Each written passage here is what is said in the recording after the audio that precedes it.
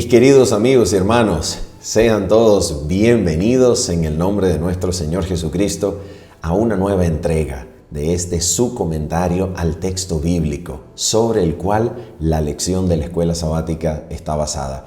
Y es para nosotros un privilegio concedido por el cielo acompañarle a usted a través de una lectura comentada del texto bíblico para que usted pueda, por ayuda del Espíritu Santo, desarrollar su propia mirada al texto bíblico, guiada y orientada por Dios, de manera que Dios cumpla en su vida la promesa del pacto eterno de hacerse conocido a todos individualmente, desde el más grande hasta el más pequeño de ellos. Antes de orar y disponernos a comentar la Sagrada Escritura en esta ocasión, sencillamente queremos hacer dos cosas. Uno, un recuerdo. Dos, un anuncio. Recuerdo, número uno. Recordamos que este comentario grabado tiene un complemento en vivo que realizamos cada día de sábado a las 7:30 de la mañana, hora de Venezuela, y en este momento, hora del este de los Estados Unidos, sábado a las 7:30 de la mañana, para que si hay alguna pregunta o inquietud, usted pueda compartirla en vivo con nosotros día sábado a las 7:30 de la mañana. Y aparte de esto, queremos anunciar que en el nombre del Señor Jesucristo hemos decidido, este servidor y mi esposa, comenzar un programa en vivo que vamos a realizar el día jueves, cada día jueves en vivo a las 10 de la noche hora de Venezuela, que sería 9 de la noche hora Colombia, hora Perú, 10 de la noche hora de Venezuela, y este programa se titulará Orando en Familia.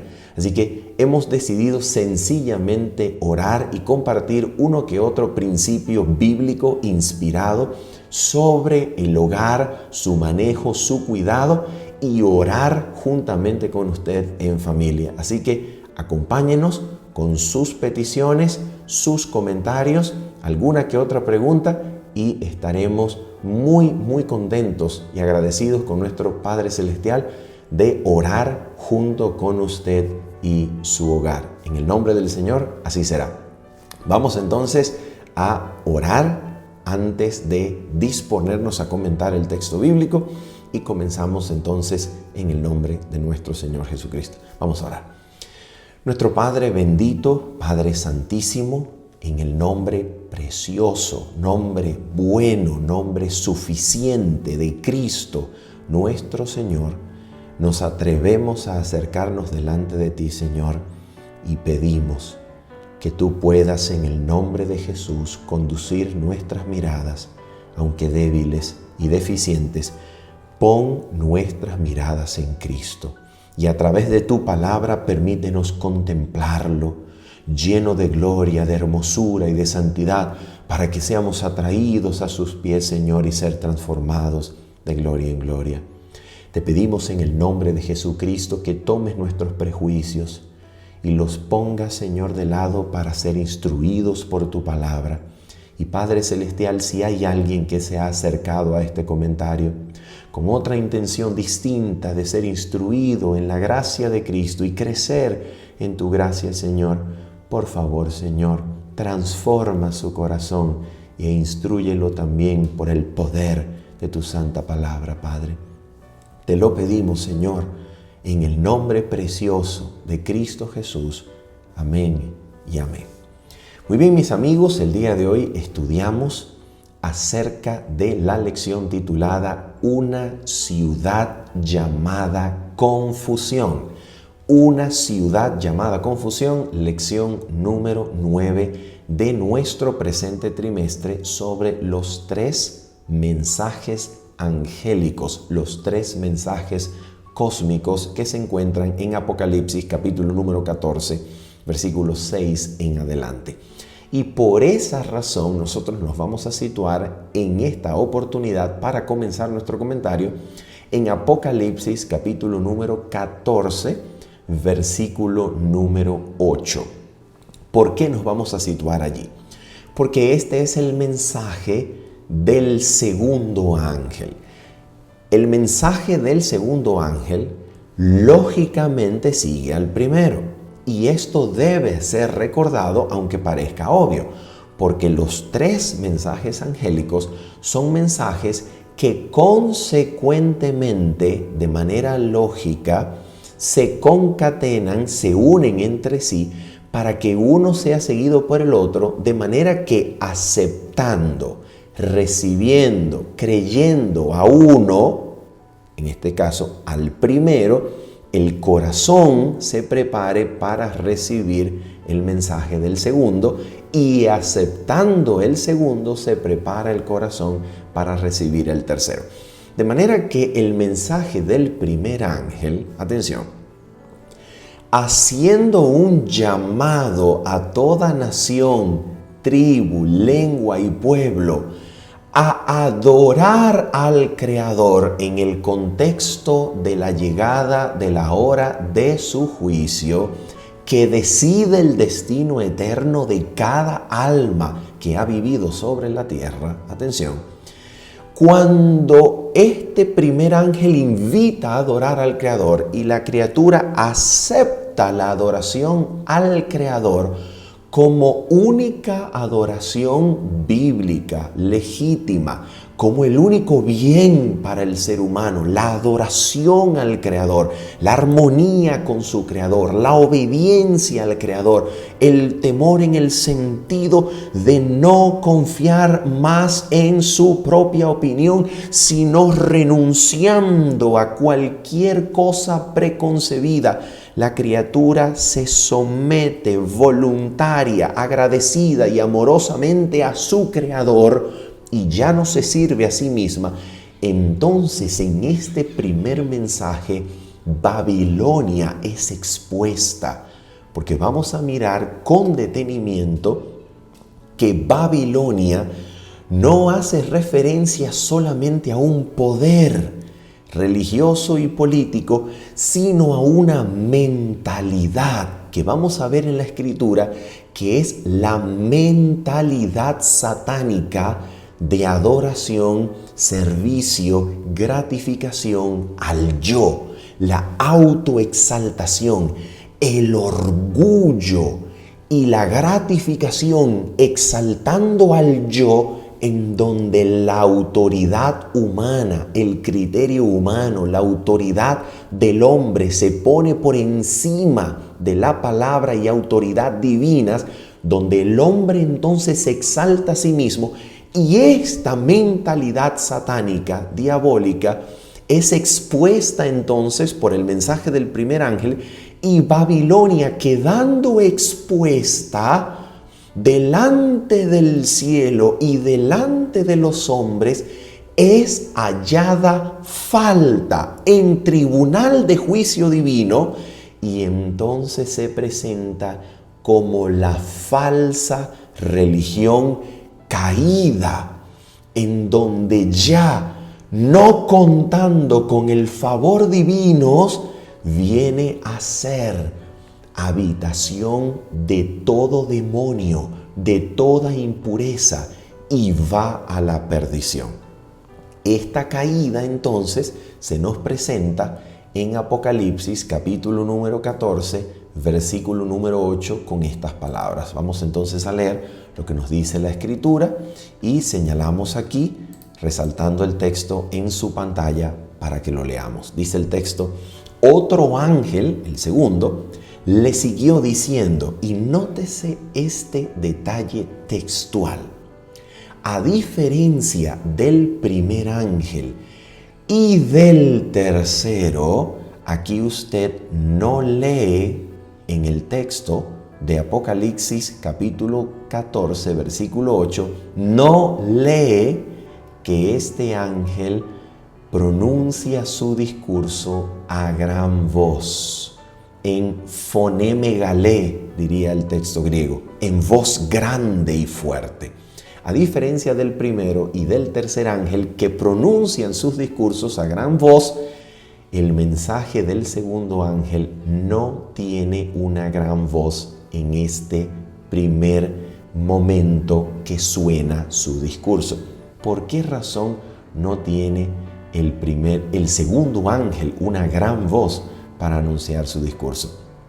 Porque en el capítulo número 18 del libro de Apocalipsis, este mensaje, unido con énfasis en el tercero, que amonesta y advierte sobre la adoración falsa a la bestia y a su imagen, este mensaje en Apocalipsis 18 vuelve a sonar, vuelve a ser repetido.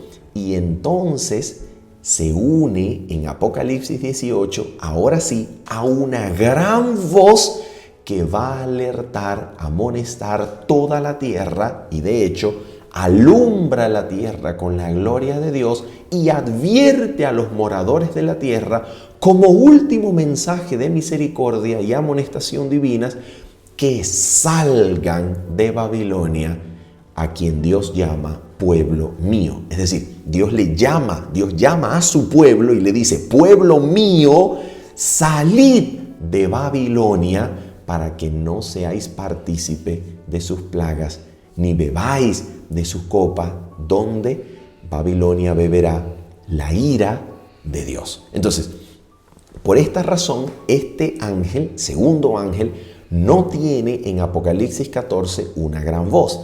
Quiere decir que lo que este ángel va a mencionar, vamos a leerlo aquí, noten lo que este ángel dice: ha caído, o caída es, o cayó Babilonia, ha caído Babilonia, la gran ciudad, porque ha hecho beber a todas las naciones del vino del furor de su fornicación. Quiere decir entonces que esta caída que es anunciada aquí en Apocalipsis capítulo 14, versículo número 8, va en aumento y en progresión hasta que en el capítulo número 18, Babilonia, totalmente caída, llega a ser habitación de todo demonio, de todo espíritu inmundo, y así entonces el pueblo de Dios que aún se encuentra en ella recibe el último mensaje de parte del cielo para abandonarla, de manera que no sea juzgado, de manera que no tenga parte en sus plagas, que han sido decididas en juicio para quitar finalmente su poder y acabar con el conflicto entre Cristo y Satanás. Entonces, lo que nosotros necesitamos comprender en primer lugar es qué cosa es esta Babilonia. ¿De qué habla la Biblia cuando dice que Babilonia ha caído en el contexto del mensaje del tiempo del fin de Apocalipsis? ¿Qué significa Babilonia? Y por tanto, ¿qué significa su caída? ¿Y qué significa para el pueblo de Dios que aún se encuentra en ella, que aún está en su cautiverio, en la cautividad de Babilonia? ¿Qué significa abandonarla, salir de ella para no tener parte de sus plagas? Entonces, en primer lugar, para nosotros saber qué cosa es esta Babilonia, nosotros necesitamos recordar que Apocalipsis es un libro altamente simbólico. Babilonia como ciudad fue la ciudad que llegó a su apogeo, al auge y al control del mundo durante el imperio neobabilónico, que era dirigido por Nabucodonosor, hijo de Nabopolassar. Nabopolassar era un capitán del ejército asirio. Tiene a Nabucodonosor, que se convierte en el emperador de Babilonia, que va a llevar a la ciudad a su máxima grandeza, a la construcción de sus muros maravillosos que la hacían una ciudad prácticamente imposible de vencer, imposible de sitiar, imposible de derribar. Babilonia entonces fue la ciudad que en el siglo VI antes de Cristo, con su poder y ejército, invade Jerusalén, destruye el templo alrededor del 586 a.C., destruye el templo, lleva cautivos príncipes, guardianes, gente importante y gente del pueblo común, lleva cautivos a Babilonia, y juntamente con ese cautiverio, Nabucodonosor lleva los vasos, instrumentos de adoración y servicio del culto del templo de Jerusalén, que quedó destruido juntamente con la ciudad. Babilonia entonces desde ese momento se convierte en el ejemplo bíblico, teológico, metafórico y simbólico de la más horrible cautividad que el pueblo de Dios pueda llegar a sufrir. Babilonia entonces, de una ciudad real que hizo una invasión real y se llevó literalmente en cautividad a gente del pueblo judío, a gente del pueblo de Dios, llevando cautivo también instrumentos de culto del templo de Jerusalén, de ser una ciudad real que hizo todas esas cosas literales y reales, se transforma en una metáfora, en un símbolo de una cautividad mayor, espiritual, que no por ser espiritual deja de ser real, una cautividad real de la que el pueblo de Dios en los últimos días debe ser librado y que debe mantenerse libre de esta cautividad. Entonces, ¿qué cosa representa Babilonia? Para nosotros comprender qué cosa representa Babilonia, lo primero que nosotros necesitamos hacer es comprender su origen. ¿Dónde tiene su origen Babilonia? Porque mirando el origen y el comienzo de las cosas, uno puede entenderlas mejor. Uno puede mirando el origen de las cosas, saber hacia dónde va la cosa, hacia dónde se va a desarrollar y evitar el peligro de ser cautivo, presa en Babilonia. Vamos entonces a mirar dónde Babilonia tiene su comienzo, su origen, y este comienzo se encuentra precisamente en el capítulo número 11 del libro de Génesis. Pero antes de leer el capítulo número 11 de Génesis, uno no lo puede entender si no entiende en primer lugar la promesa de Dios que se encuentra en el capítulo número 9 del mismo libro. Para entender Génesis 11, vamos a leer la promesa divina hecha en Génesis 9 para Noé, manifestada para él y su familia, pero que contenía y que abrazaba en los brazos de misericordia del Padre Celestial todas las criaturas de la tierra. Por eso vamos a leer Génesis capítulo número 9, versículo número 8. La palabra de Dios dice lo siguiente, fíjate esto. Y habló Dios a Noé y a sus hijos con él, diciendo: He aquí que yo establezco mi pacto con vosotros y con vuestros descendientes después de vosotros. Y escucha todo lo que este pacto incluye como beneficiarios. Mira quién se iba a beneficiar de este pacto. Dice, versículo 10. Y con todo ser viviente que está con vosotros, aves, animales y toda bestia de la tierra que está con vosotros, desde todos los que salieron del arca hasta todo animal de la tierra. ¿Qué cosa iba Dios a prometer aquí que incluía tanto, incluso criaturas, animales de la tierra? ¿Qué cosa incluía esta promesa? Mira el pacto de Dios. Escucha esto. Dice aquí. Dice lo siguiente. Versículo 11 al 13. Estableceré mi pacto con vosotros y no exterminaré ya más toda carne con aguas de diluvio, ni habrá más diluvio para destruir la tierra. Y dijo Dios: esta es la señal del pacto que yo establezco entre mí y vosotros y todo ser viviente que está con vosotros por siglos perpetuos. Mi arco he puesto en las nubes, el cual será por señal del pacto entre mí y la tierra. ¿Qué era lo que Dios prometía en Génesis capítulo número 9?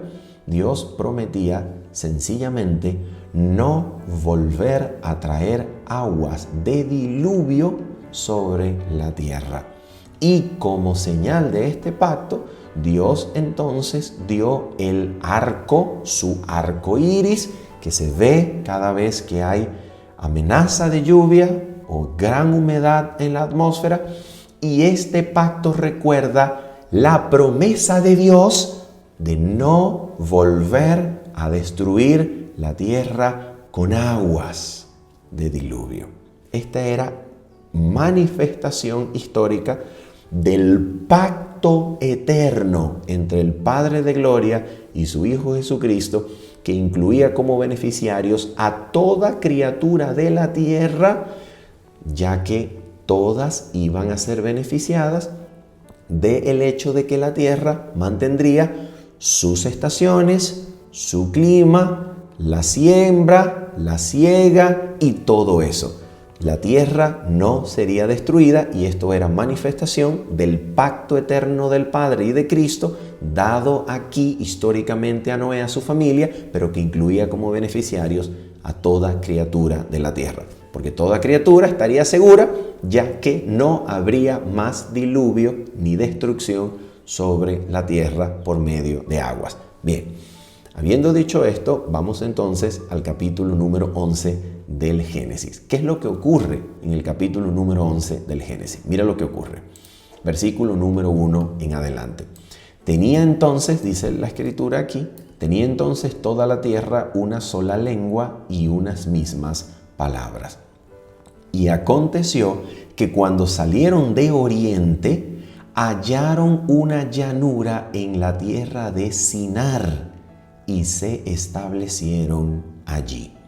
La llanura de la tierra de Sinar será el lugar donde va a nacer la ciudad llamada Babel, que en el idioma caldeo significa puerta de dioses, puerta de los dioses, pero que ahora vamos a ver el significado que en el idioma hebreo bíblico recibe este nombre de Babel. Mira esto, atención, versículo número 3, dice así: y se dijeron unos a otros, vamos, hagamos ladrillo y cozámoslo con fuego.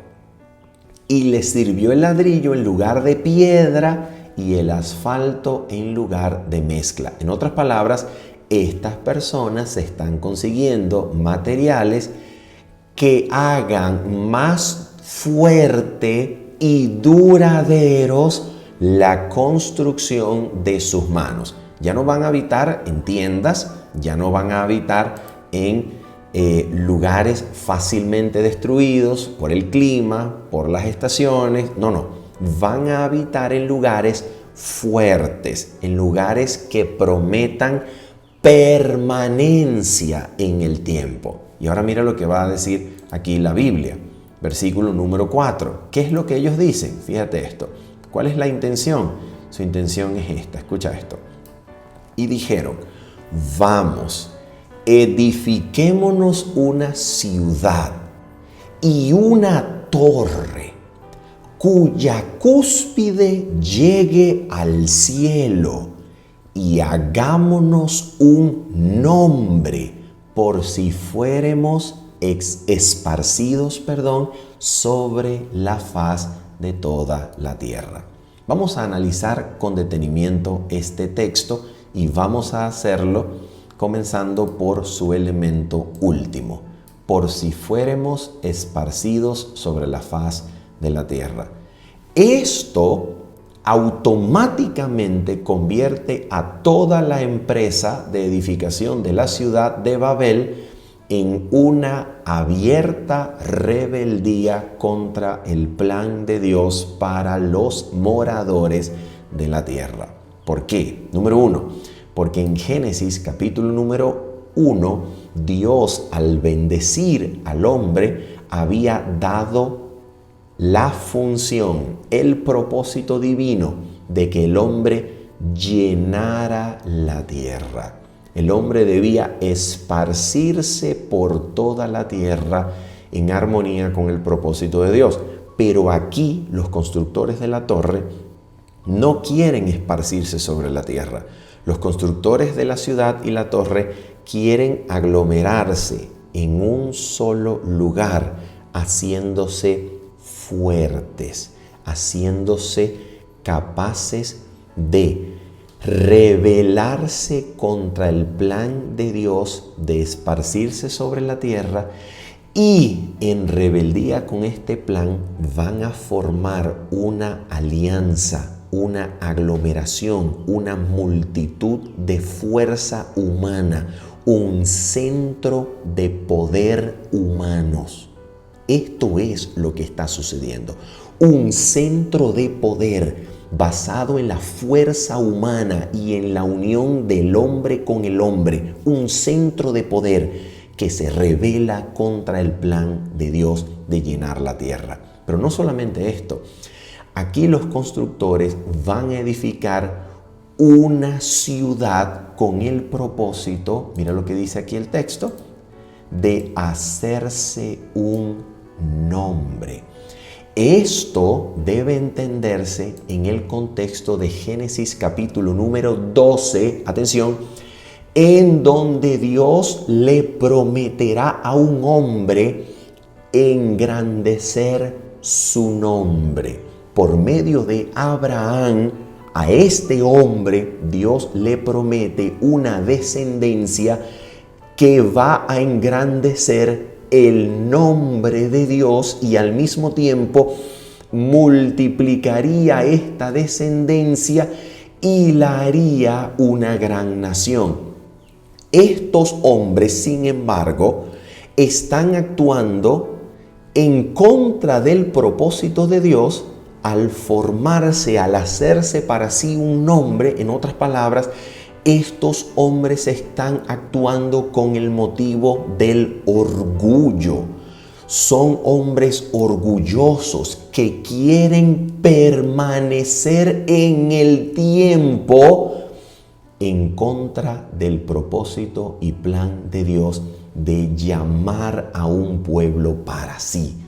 Ellos quieren, por su propia fuerza, por su humana capacidad, por su determinación, hacerse grandes, formarse un nombre, permanecer en el tiempo a pesar del propósito de Dios de llamar a un pueblo para sí. ¿Te das cuenta?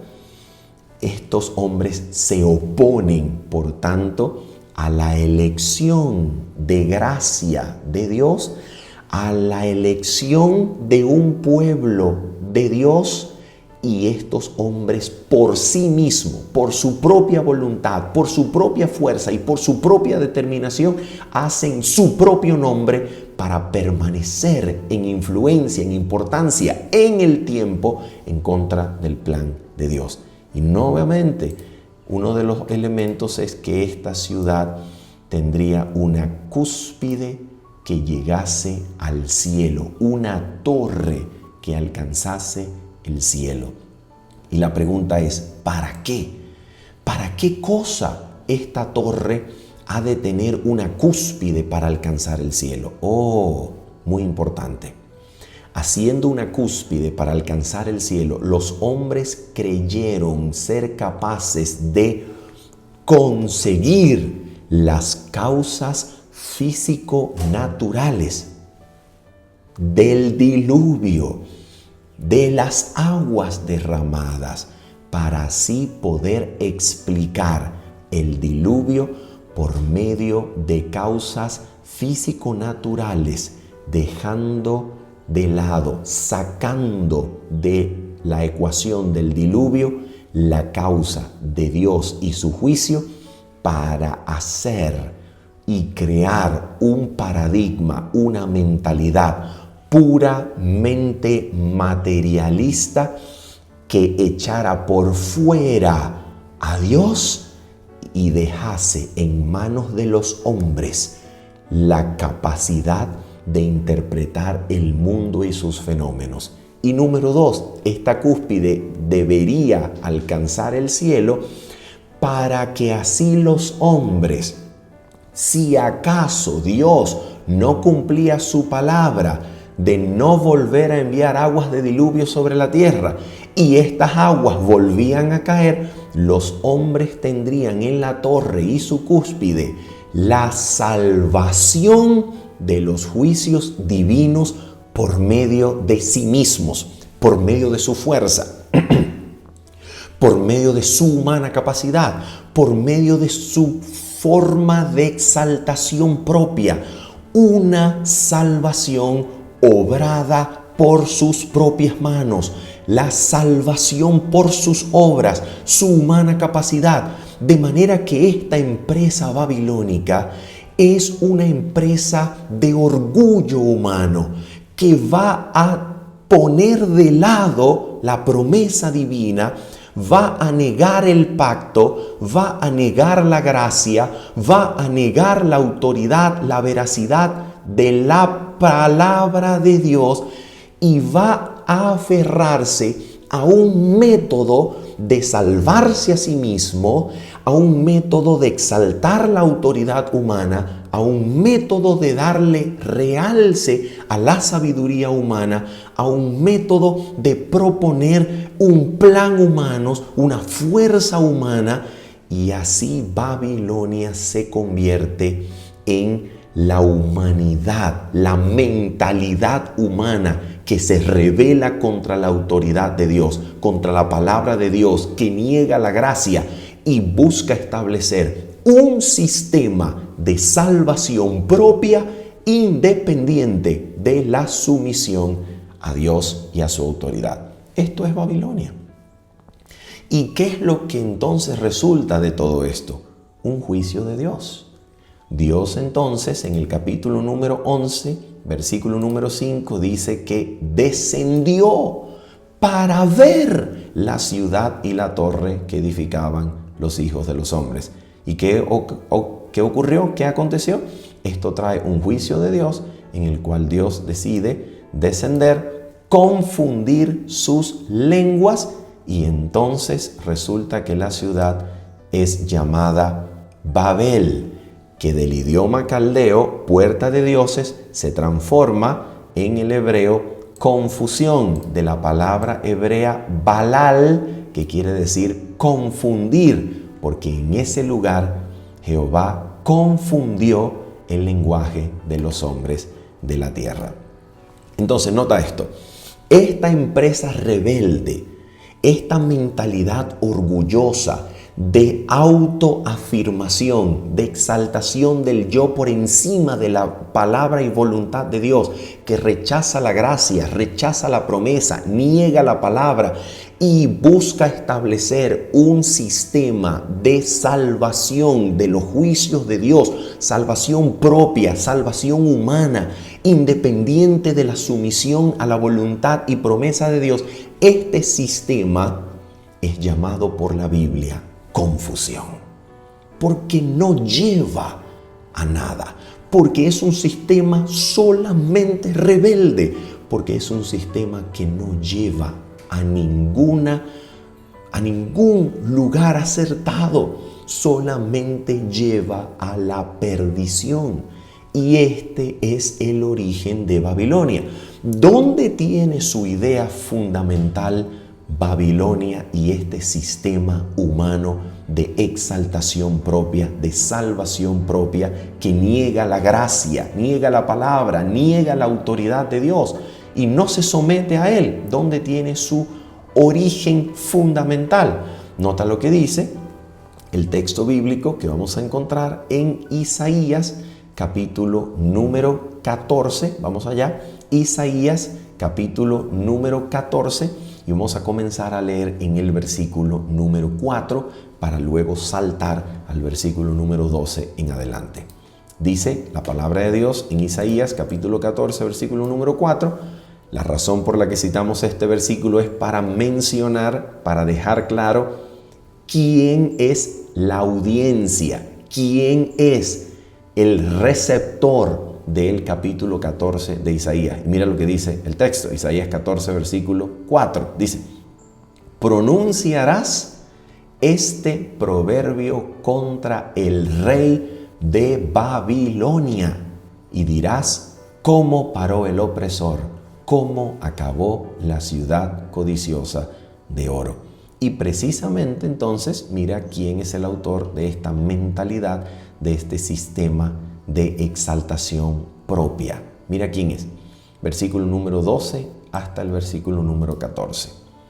Comparándose con el rey de Babilonia, mira cómo es descrito el mismo autor del mal, del egoísmo y de la exaltación propia, el mismo diablo y Satanás. Mira cómo es descrito. Comparándose con el rey de Babilonia, dice: ¿cómo caíste del cielo, oh lucero, hijo de la mañana? Cortado fuiste por tierra, tú que debilitabas a las naciones. Tú que decías en tu corazón: subiré al cielo, en lo alto, junto a las estrellas de Dios, levantaré mi trono, y en el monte del testimonio me sentaré a los lados del norte. Sobre las alturas de las nubes subiré y seré semejante al Altísimo. Noten entonces quién es el autor fundamental de la mentalidad babilónica. Es Satanás, el autor de todo deseo, de egoísmo, de orgullo, de vanidad, de exaltación propia y de afirmación del criterio personal por encima de la palabra y de la autoridad de Dios, negando la promesa, negando la palabra, negando la gracia y estableciendo un sistema de autodeterminación, de independencia moral de Dios que no se somete a las promesas de Dios ni a su autoridad. Este sistema tiene su origen en la mente del mismo diablo y Satanás. Por eso es tan terrible y tan peligroso.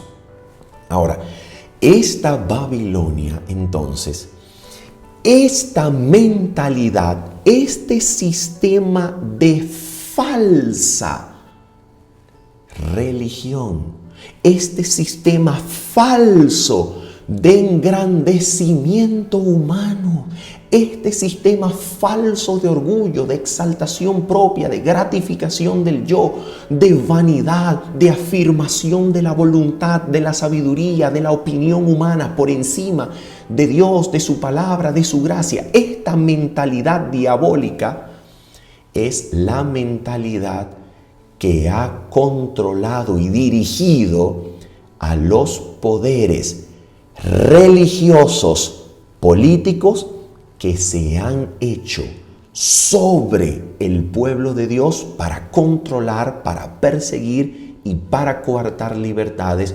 durante los siglos. Y es por esa razón que Apocalipsis 17 la identifica como una mujer. Una mujer es símbolo de religión, una mujer es símbolo de pueblo en relación con Dios. Si es una mujer pura, si es una mujer limpia, si es una mujer vestida del sol de la justicia de Cristo, es una iglesia, es una congregación, es un pueblo de Dios y para Dios, puro, limpio, fiel a su Señor. Pero si es una mujer ramera, si es una mujer perdida, si es una mujer borracha, si es una mujer ebria, es una religión, es un falso sistema de acercamiento a Dios, que en realidad conduce a la impureza, a la inmoralidad, a la degradación de la naturaleza humana. ¿Te das cuenta? Esta es la razón por la cual en el capítulo número 17 se la compara con una mujer ramera que ha sido desleal a Dios y ha buscado el apoyo de algo diferente a Dios, que es el apoyo, como vamos a ver, de los poderes de los reyes de la tierra. Y por eso se la describe como ramera, y por eso es la madre de las abominaciones, porque este sistema de mentalidad satánica, de falsa religión, ha dominado a diferentes imperios religiosos y políticos que han controlado, que han gobernado sobre el pueblo de Dios, tratando de coartar libertades y de llevar al pueblo de Dios a la perdición. Y es por esa razón que vamos ahora a Apocalipsis, capítulo número 17, donde nosotros vamos a conseguir lo que la Escritura nos enseña en relación a este terrible, terrible poder. Vamos allá, Apocalipsis capítulo número 17, y vamos a comenzar con el mismo versículo número 1, donde se nos comienza a identificar la forma en la cual esta mentalidad diabólica y satánica ha operado sobre los poderes, sobre los imperios religiosos y políticos que Satanás ha usado para perseguir, para hacer sufrir al pueblo de Dios. Mira lo que dice aquí. Apocalipsis capítulo 17, versículo 1 hasta el versículo número 2. ¿Qué dice? Vino entonces uno de los 7 ángeles que tenían las 7 copas, donde está derramadas las plagas postreras, donde se consuma la ira de Dios. En otras palabras, esto es un paréntesis en la escena de juicio. Esto es un paréntesis. El capítulo 17 y el capítulo 18 de Apocalipsis es un paréntesis que describe e identifica el poder satánico que recibirá la ira de Dios, que ha sido vaciada pura en el cáliz de su ira, contenido en las 7 plagas postreras. Entonces dice aquí: vino entonces uno de los 7 ángeles que tenían las 7 copas y habló conmigo diciéndome, mira esto, ven acá y te mostraré la sentencia contra la gran ramera. Ahora mira, ¿dónde está sentada? La que está sentada sobre muchas aguas. De manera interesante, Juan escucha la invitación de contemplar una ramera que está sentada sobre muchas aguas. De manera interesante, cuando Juan ve, atención, cuando Juan ve la ramera, mira entonces cómo la ve. Versículo número 3. Y me llevó en el espíritu al desierto. Este desierto no es solamente un lugar geográfico, es un lugar profético, temporal, que describe un momento en la historia de este poder cuando, como dirá más adelante el profeta, la bestia es y no es, porque el desierto ha ayudado a la mujer que huye del río que sale de la boca del dragón y de la bestia, y este desierto ha apaciguado las persecuciones, de manera que este poder es en el sentido de que existe, está vivo, pero no es en el sentido de que no persigue con toda su furia, no persigue como antes, pero va a volver a ser o a resucitar en el sentido de que recuperará su poder antiguo para perseguir. Por eso el desierto no es solamente un lugar geográfico al que el profeta es trasladado,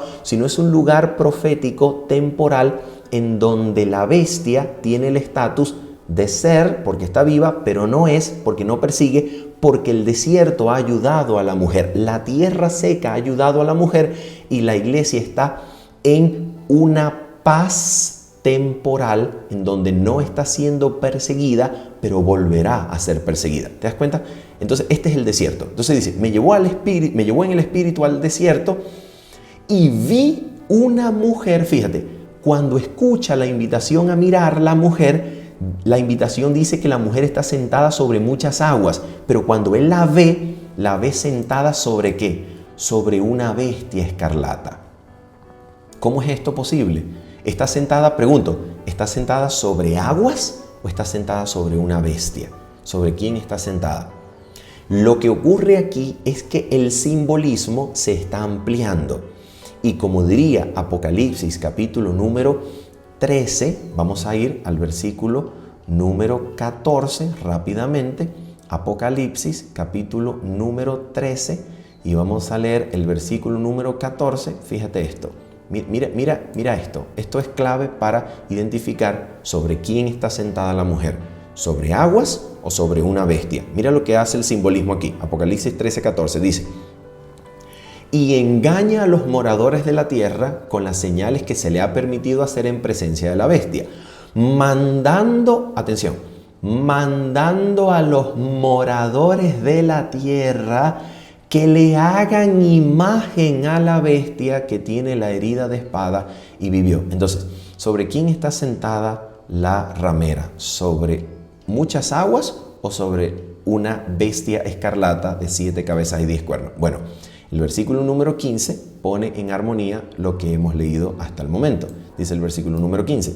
Me dijo también, las aguas que has visto donde la ramera se sienta son pueblos, muchedumbres, naciones y lengua. Entonces, la pregunta es, ¿sobre quién está sentada la mujer? ¿Sobre muchas aguas que representan muchedumbres, pueblos, naciones, moradores de la tierra? ¿O sobre una bestia que representa el poder usado por Satanás, religioso, político, para presionar, perseguir y hacer sufrir al pueblo de Dios? ¿Sobre quién está sentada la ramera? La verdad es que está sentada sobre moradores, sobre pueblos, sobre multitudes, precisamente porque es con el poder de los seres humanos, con el poder de la muchedumbre, con el poder de la popularidad, con el poder de muchas gentes, que Satanás logra hacer un poder religioso político para perseguir al pueblo de Dios. ¿Te das cuenta?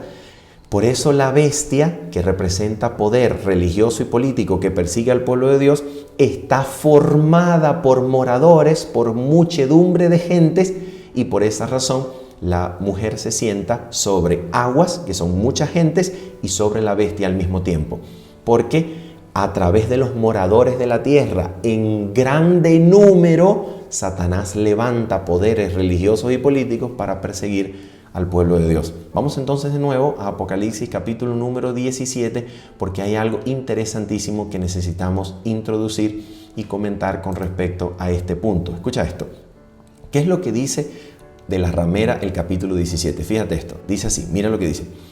Con la cual han fornicado los reyes de la tierra, y los moradores de la tierra se han embriagado con el vino de su fornicación. ¿Qué es lo que está describiendo aquí la Biblia? Escucha esto. Nosotros deberíamos leer Apocalipsis 17 y esta descripción de una ramera, de una mujer de mala vida que, atención, da un vino para embriagar a los moradores de la tierra y embriaga a los reyes y a los poderosos. Nosotros deberíamos leer este capítulo en armonía con el capítulo número 5 del profeta Daniel. ¿Por qué? Porque en el capítulo 5 del profeta Daniel, el rey de Babilonia, en ese momento Belsasar, sucesor de Nabucodonosor, Belsasar, en el capítulo 5 del libro de Daniel, hace un banquete. Y ese banquete es con los hombres grandes de la tierra, con los grandes príncipes, con sus concubinas, con sus mujeres. Y en ese banquete bebe vino en los vasos del templo, cautivos, el templo de Jerusalén, vasos del templo que están en Babilonia, y bebe vino embriagante para continuar con su licenciosa fiesta llena de abominación, de idolatría, de orgías. Y mira lo que dice exactamente Daniel capítulo número 5. Vamos allá, Daniel capítulo número 5. Vamos a leer algo interesantísimo en este pasaje.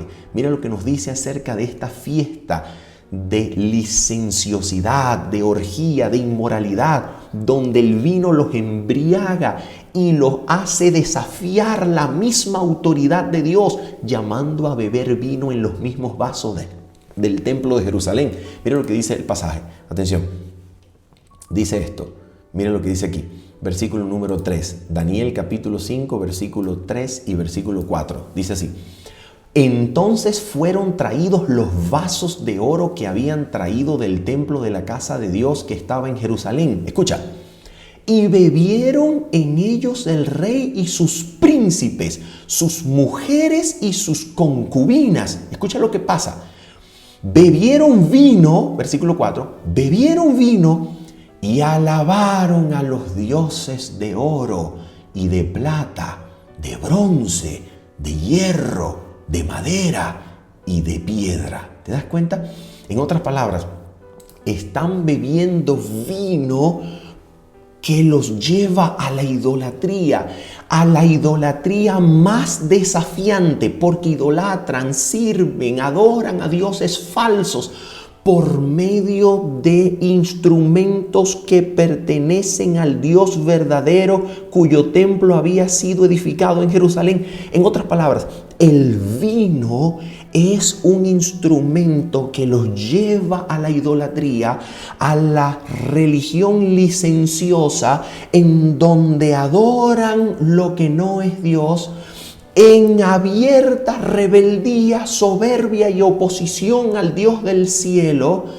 Y todo esto, mis amigos y hermanos, los lleva a desafiar, según el capítulo número 5 de Daniel, al Dios Santo, que no aprueba, que no sentencia su aprobación sobre estas prácticas de adoración, donde la licencia, la inmoralidad, la sensualidad, la orgía, el deseo, la esclavitud de las pasiones es lo que reina, mientras se practica religión desenfrenando las pasiones y deseos humanos para pervertirse en la más terrible idolatría, donde se exalta los deseos humanos, el sentimiento humano, donde se desata la inmoralidad. Los deseos y pasiones controlan, degradando el cuerpo, mientras que se adora y se sirve a un supuesto Dios. ¿Te das cuenta? Es un desafío a la verdadera religión. La verdadera religión, según el capítulo número 5 de Daniel, es la del Dios Santo, que da sabiduría, un Dios que santifica, un Dios cuyo pacto retira y libra del pecado. Pero Babilonia promueve un Dios que da licencia a las pasiones y deseos más degradantes, más inmorales, y emborracha con el vino de la idolatría, la exaltación del yo, del deseo propio, la exaltación de todo lo que no sea Dios, de la idolatría, de imágenes, de piedra, de oro, de plata, de lo que sea, y exalta todo eso mientras se profesa servir a Dios. ¿Te das cuenta?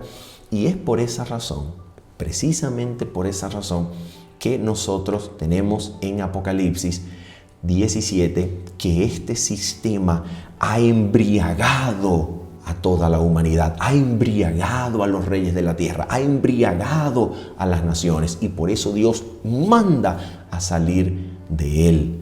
Y ahora vamos a mirar lo que nos dice entonces Apocalipsis capítulo número 17 sobre la identidad de este sistema, de esta falsa religión, de esta falsa adoración, de esta mentalidad satánica orgullosa de exaltación propia que esclaviza a los hombres y a través de la religión les promueve la exaltación de sus deseos, de sus pasiones, la licenciosidad, la inmoralidad. Mira lo que dice sobre la identidad de esta falsa mentalidad satánica, de este terrible sistema. Mira lo que dice Apocalipsis capítulo 17. Mira lo que va a decirnos aquí. Escucha esto. Y el ángel me dijo, versículo 7 en adelante, dice lo siguiente. Y el ángel me dijo, ¿por qué te asombras? Yo te diré el misterio de la mujer y de la bestia que la trae, la cual tiene las 7 cabezas y los 10 cuernos. La razón por la cual estos 10 cuernos se presentan sin diademas es porque aún no han recibido autoridad, no han recibido reino. Por tanto, el poder se centra en las cabezas. ¿Qué cosas son las cabezas y los cuernos? Vamos a mirar lo que nos dice entonces el libro de Apocalipsis, versículo número 9 en adelante. Dice así, escucha esto. Esto para la mente que tenga sabiduría. Las 7 cabezas son 7 montes. Las 7 cabezas de la bestia, fíjate, son 7 montes sobre los cuales se sienta la mujer. Entonces, fíjate, estos montes van a ser poderes, como dice el versículo número 10, y son 7 reyes, 5 de ellos han caído, uno es y el otro aún no ha venido, y cuando venga es necesario que dure breve tiempo. Entonces, estas cabezas son 7 montes, son 7 poderes, 7 reyes, 7 imperios, sobre los cuales la mentalidad satánica babilónica de exaltación propia, de falsa religión, de falsa adoración, ha controlado y dominado todos estos poderes que se levantan para perseguir durante la historia al pueblo de Dios. ¿Quiénes son estos 7 y por qué razón la Biblia los describe de esta manera? Escucha, versículo número 11. La bestia que era y no es, fíjate, es también el octavo y es de entre los 7 y va a la perdición. Vamos a ver cómo cuadra toda esta descripción en la historia profética revelada por las Sagradas Escrituras. Fíjate esto. Aquí tenemos nosotros un ciclo de 7, ¿ok? Un ciclo de 7. Son 7 reyes, son 7 montes, 7 poderes que Satanás ha utilizado como sus instrumentos religiosos, políticos para perseguir y llevar en cautividad al pueblo de Dios. 7 poderes religiosos, políticos. Entonces, esto es un ciclo de 7, ¿ok? Y dice que el octavo es de entre los 7. ¿Por qué razón? Porque en un ciclo de 7, atención, esto es muy importante, en un ciclo de 7, el octavo es el mismo primero. Vamos a dar un ejemplo con la semana.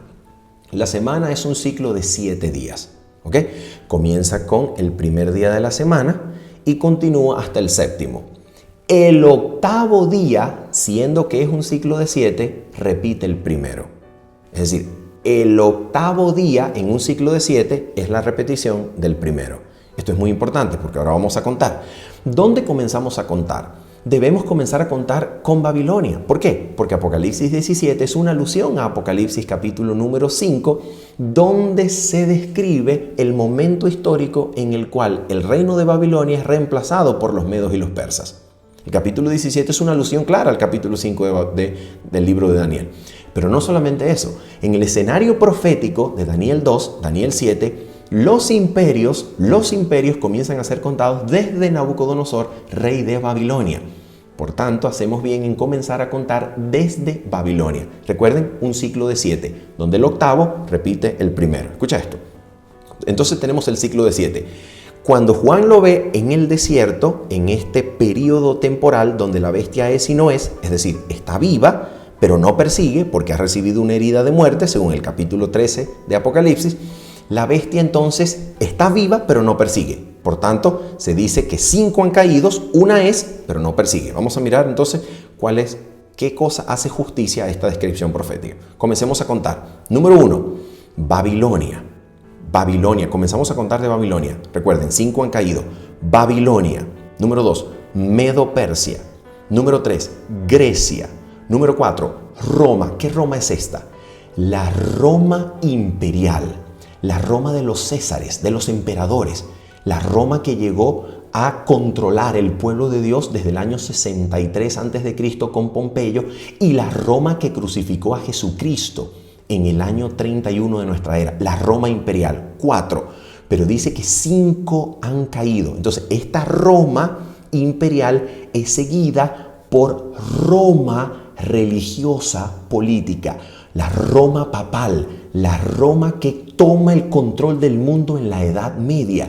Y desde la caída del Imperio Romano llega a ser la heredera de Roma pagana, de Roma imperial, pero ahora como un sistema religioso y político que controla el mundo, la Roma de los papas, la Roma papal.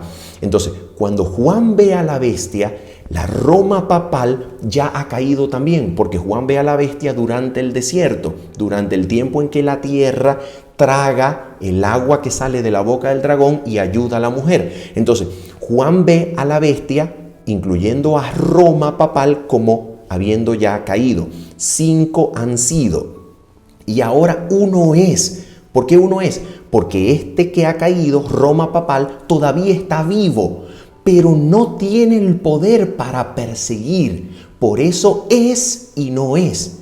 Por eso la descripción de que aunque ha caído, 5 han caído, uno es. La bestia que era y no es. Sin embargo, fíjate, es al mismo tiempo el octavo. ¿Por qué? Porque esta Roma, que no persigue, pero que está viva, retomará de nuevo en el escenario profético su lugar como séptima cabeza para perseguir, su lugar como cabeza para perseguir al pueblo de Dios. Por tanto, será una resurrección de su antiguo poder, y entonces, al mismo tiempo que es de los 7, es también el octavo. Recuerden, el octavo repite el número 1 y llega a ser la Roma resucitada, papal, perseguidora, que toma de nuevo el control del mundo, siendo la séptima. Es al mismo tiempo el octavo la Babilonia espiritual, que llevará el mundo a su perdición y desde donde el cual el pueblo de Dios tiene que salir. Por eso es el octavo, repite el primero, es de los 7, es al mismo tiempo el séptimo, pero al resucitar recibe el número de octavo, número 8 de resurrección, y al mismo tiempo repite el ciclo, llegando a ser la Babilonia de los últimos tiempos, englobando y abrazando en su seno, como la Roma papal perseguidora que recupera el control del mundo, abraza a todas las demás religiones que, como hijas de Roma, se levantan contra el pueblo de Dios y recuperan el poder para dominar el mundo, haciendo una imagen de la bestia de Apocalipsis capítulo número 13.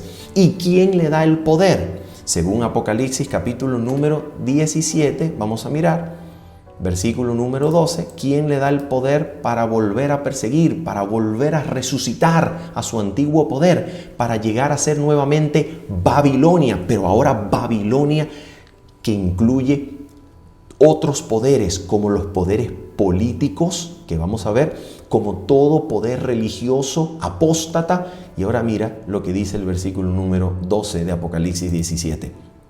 Dice aquí: y los 10 cuernos que has visto, cuernos sin diadema, porque todavía no tenían autoridad, no tenían reino, dice, y los 10 cuernos que han visto son 10 reyes que aún no han recibido reino sobre todo el mundo, no han recibido reino sobre toda la humanidad, pero por una hora recibirán autoridad como reyes juntamente con la bestia.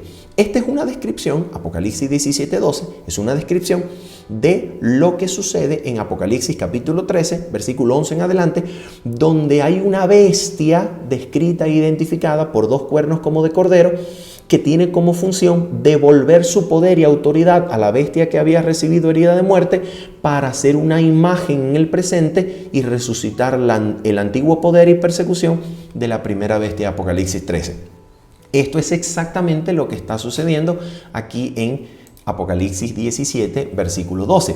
¿Quiénes son estos 10 reinos? Estos 10 cuernos. Estos 10 cuernos son reinos, poderes políticos, civiles, que provienen de estados, de naciones, donde la religión y el Estado habían estado separados, pero ahora, dirigidos por los Estados Unidos de Norteamérica, van a aliarse para dar su poder civil, su poder político a la bestia que tenía herida de muerte, la hacen resucitar, se forma una imagen del antiguo sistema romano medieval, y entonces este sistema va a la perdición, restaurando la falsa adoración, restaurando el poder para dominar toda conciencia, el poder para controlar el mundo en todas sus fases sociales, económicas, políticas. Y este es el poder en donde, con el poder religioso de Roma papal dirigiendo todas las cosas, con el poder religioso del protestantismo apóstata y el poder espiritual del espiritismo demoníaco, se une ahora con el poder civil y forman una gran coalición, la Gran Babilonia, que va a perseguir al pueblo de Dios de los últimos días, y desde donde el cual el pueblo de Dios tiene que salir. ¿Cuál es lo común en todos estos sistemas, comenzando desde Babilonia, pasando por Medo-Persia, Grecia, Roma, Roma papal, Roma resucitada a su poder, Roma que no es, y Roma vuelta a resucitar a su poder. Y finalmente esta gran coalición que es Babilonia, la octava, repite la primera, esta gran Babilonia. ¿Qué es lo común en todo esto? Lo común es la mentalidad satánica que dirige al hombre a una falsa seguridad de autoafirmación, de adoración propia, de exaltación del yo, de exaltación de la autoridad, pensamientos, sistemas, sabiduría humana por encima de Dios y de su palabra, que niega la gracia, niega el pacto y da de beber a los hombres una falsa religión que embriaga, que mientras se profesa servir a Dios, se vive en la más terrible licencia, degradación, esclavitud de los deseos, de pasiones, de la opinión propia, de la sabiduría propia. Y de esto, solamente el poder del Evangelio eterno, del Evangelio santo puede librar. Por eso el ángel de Apocalipsis 18, al iluminar la tierra con la gloria de Dios, invita al pueblo de Dios que todavía se encuentra en Babilonia a salir de él, porque este ángel de Apocalipsis 18 es el ángel que ilumina el mundo entero con el mensaje de la justicia de Cristo, la justificación por la fe, el Evangelio eterno y santo, que nos lleva a reconocer nuestra incapacidad, nuestra insuficiencia, nuestra absoluta dependencia de Dios para vivir, para respirar, para salvarnos. Y al darnos el mensaje bendito de la justicia de Cristo, nuestro orgullo es dejado en el polvo de la tierra y de allí somos levantados para crecer de gloria en gloria solo por el poder de Cristo, no por el poder humano, no por la determinación. Por eso el mensaje de la justicia de Cristo, que enfatiza la incapacidad, absoluta incapacidad humana de salvarse a sí mismo, este mensaje es quien libera, quien nos saca de la esclavitud de Babilonia. Al creer que solo Cristo puede salvar, al llevarme a una dependencia absoluta de Cristo y no a la exaltación propia, y no al amor propio, y no al orgullo, y no a la afirmación del yo, y no a la exaltación de mi sabiduría, de mis opiniones, y no a la falsa religión. Al darme a mí la verdadera comprensión de que Cristo y solo Cristo puede salvarme. Solo Cristo obrando en mí y su Espíritu y su sangre y su Santo Espíritu me libra de la esclavitud de mis deseos, de mis pasiones, de la esclavitud del orgullo, de la esclavitud de mi ira, de la esclavitud de todo pecado. Entonces este mensaje puede librarnos de Babilonia y de su dominio. Por eso el mensaje del tercer ángel, el mensaje del ángel de Apocalipsis 18, que se une con poder al ángel de Apocalipsis capítulo 14 y llena de gloria la tierra, este mensaje de la justicia de Cristo, este es el único mensaje que puede librarnos, protegernos y mantenernos libres de Babilonia y sus tentáculos satánicos que se han esparcido por toda la humanidad, sumergiendo a la humanidad en esta falsa adoración, en esta falsa religión, en este falso sistema. Por eso, mis amigos y hermanos, el mensaje de la justicia de Cristo es pero tan importante, tan relevante y tan presente en este tiempo final. Habiendo dicho esto y esperando que usted haya sido edificado, haya sido construido en el nombre de Dios, de gloria en gloria, en la gracia de Cristo, nos despedimos de ustedes en esta oportunidad recordándole dos cosas. Programa en vivo el día jueves a las 10 de la noche, hora de Venezuela, para orar en familia, y el día sábado también en vivo para repasar, comentar el texto bíblico de la lección de la Escuela Sabática totalmente en vivo. Que el Señor le bendiga y le guarde. Bendiciones. Chao, chao.